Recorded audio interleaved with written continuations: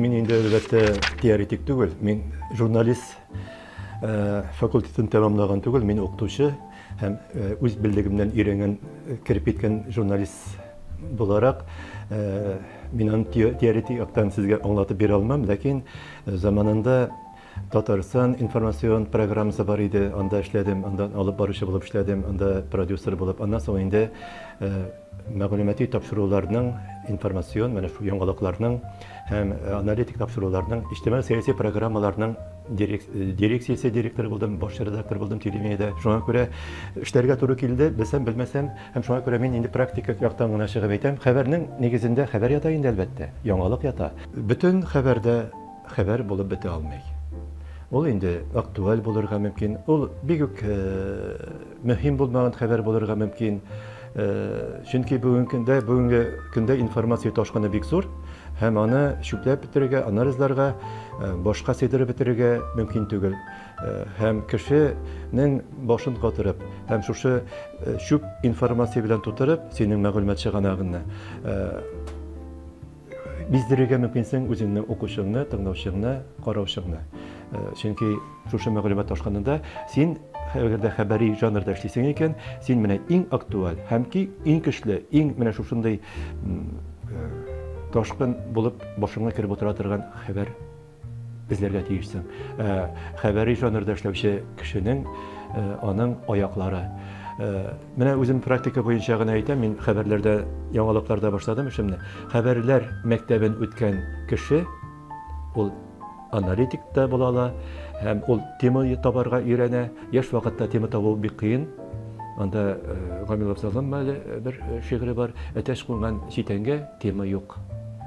Менә әтәчнең читәнгә кунуында матур итеп, хәбәр итеп җиткерергә мөмкин. Анда менә шундый һәр хәбәрне матур итеп төреп эшләсәң, син хәбәри жанрда хәбәр җиткерүче буласың.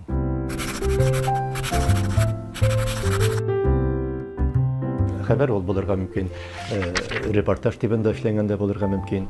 Менә хәбәр ул менә телетайп, менә шушы очрашуда утырасыз, һәм сез инде үзегезнең агентлыкка, үзегезнең эшләгән мәгълүмат чарасына инде телефоннан шушы хәбәрдән бер ничә генә җөмләле дә булырга мөмкин ул. Бүгенге хәбәр жанрында иң беренче оперативлык мөһим роль уйный.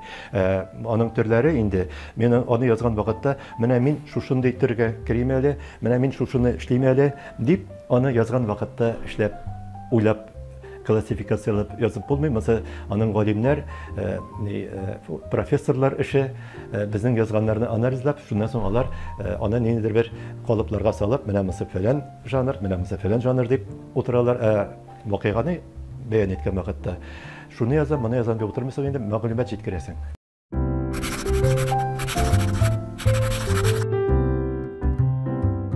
Монда тел үзенчәлеге бик мөһим. Менә монысын ассызыклап әйтергә кирәк. Тел кыска булырга тиеш, җөмләләр кыска булырга тиеш. Сүзең теге урысча әйткәндә четко и метко булырга тиеш. Чөнки синең әгәр дә син агач башыннан әйләнеп, яисә бакча башыннан әйләнеп керәсең икән капкага, ул чакта синең хәбәреңнең актуальлеге жогала, аның мөһимлеге жогала. Менә әйтик, монда кайдадыр янгын. Монда инде менә фәләндә, менә шундый фаҗига, шундый нәрсә дип, анда хәбәрнең, аның менә хәбәри жанрда эшләүче журналистның тагын бер мөһим әйберсен әйтергә кирәк. Ул үзенең позициясен күрсәтми. Ул битараф. Ул әгәр дә анда ниндидер фикерләр бар икән, хәтта үзенең карашына каршы килә торган фикерләрне дә ул хәбәр жанрында бирергә тиеш. Ул анда үзенең фикерен тыга алмый хәбәргә. Бу анда бардым, анда булды, анда менә шушы әйберләр барып чыкты. Менә шул хәбәр.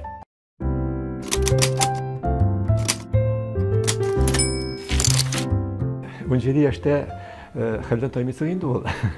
Рәхмәт, чынлап торып, авыр һөнәр, Ol bir әйтелейм, менә минем балаларыма әйтәләр дә, балаларың нишләп журналист булмады дип, мин аларның журналист булуын теләмәдем. Улым журналистиканы тәмамлады, ул миндә газетада эшли, дини темаларга язгалый, ләкин кызыксынып китмәде, чөнки ул аның бала чагыннан белә, мин кайтып керәдер идем. Bütün min informasyon hizmetinin direktörü bulgan vakitte bütün telekanallarını, dağa yangalıklarını qarayım. Saat 11'de, tüngü 11'de, 12'de işim bete. Olar biz min qaytqaç televizor miniki uyda olarga min 9'larda qaytam kişke.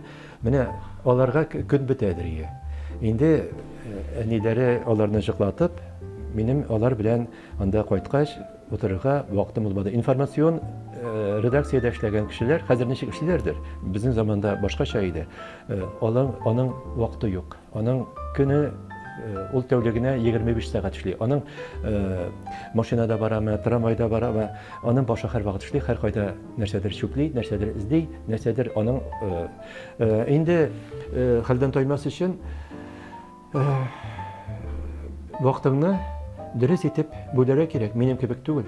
Мин бүлә белмәдем гомер буе вакытымны.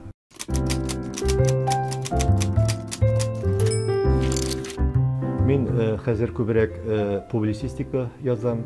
Хәбәрләр, дөрес әйтим, хәбәрләр язарга инде оныттым. Хәбәрләр жанры миннән чыкмас ахрысы.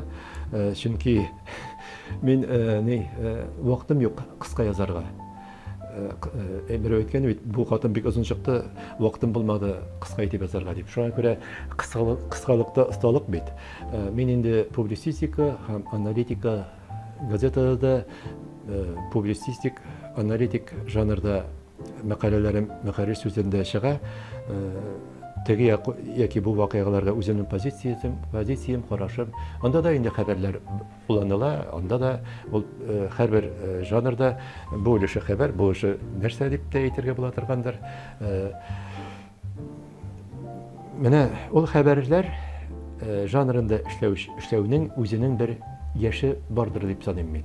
Инде менә 60-ны узган кеше хәбәр жанрында эшли дә алмый торгандыр, чөнки ул уйланып язарга тиеш, уйланырга, уйчан, карашлы, фикерле әйберләр тәкъдим итәргә тиештер.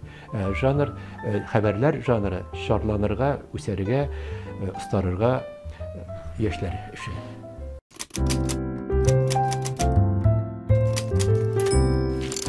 Бүген көндә мине борчыган нәрсә шул профессионализмның түбәнрәк булуы. Татар журналистикасының ничектер мин теләгәнчә югары дәрәҗәдә булмады. Шулай да мин әйтәм, Татарстанда журналистика көчле. Многоликая Россия дигән конкурста, фестивальдә мин жюридә эшлим ничә еллар инде. Һәм башка регионнар белән чагыштырганда татар теллесе дә, урыс теллесе дә журналистлары күпкә югарырак. Бездә мәгълүмат чаралары да күбрәк һәм журналистлар да остарак. Ләкин әле җитми минем күзлектән. Ничегенде кирәкмәсен. Мин инде бөтен кешедә журналист була алмый. Анда истәрәк теге табиб та менә шул нидә булып әйткән, ул журналист булыр өчен табиб та журналист була ала. Укытучы да журналист була ала. Башка һөнәр ияләре дә журналист була ала. Хәтта шул урам сәфәрүче дворник та журналист була ала. Менә минем авторларым бар, алар кайда гына эшләмәгәннәр, техник, гади эшчеләр булганнар һәм алар шул кадәр матур итеп язалар, шул кадәр тотып алып әйберләрне дөрес итеп язалар. Шуңа күрә журналист булыр өчен сәләт кирәк иң беренче җирәттә. Журналистка укып, өйрәнеп кенә журналист булып булмый.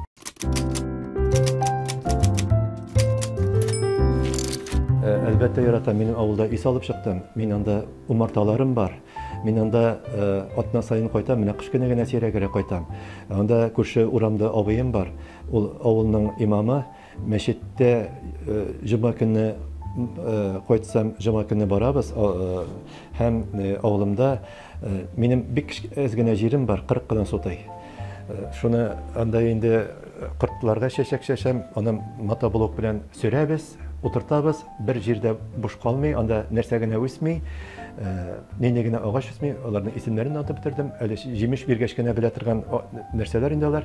Һаман утыртам, һаман үстерәм, авылны бик яратам. Авылда гына яшәр идем.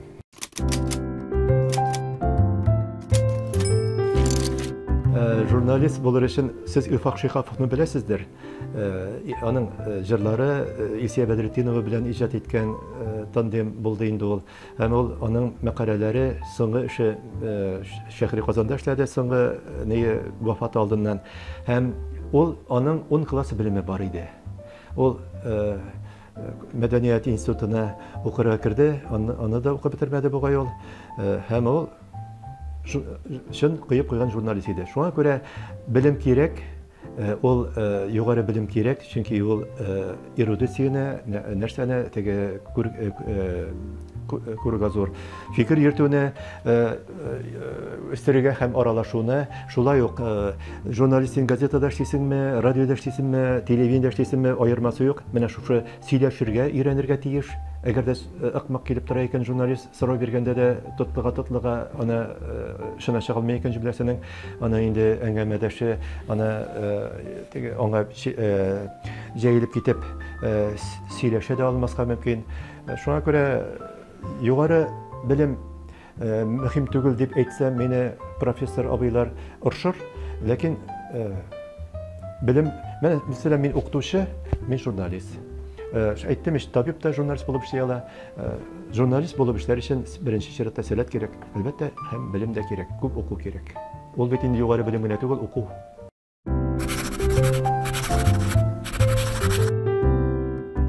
Менә шушы очрашудан сез менә әйтәсез ди, Телетайпка ТАСС агентлыгына хәбәр җибәрәсез. Шушы очрашудан бик кыска үтемле бер хәбәр язып җибәрергә тиеш буласыз.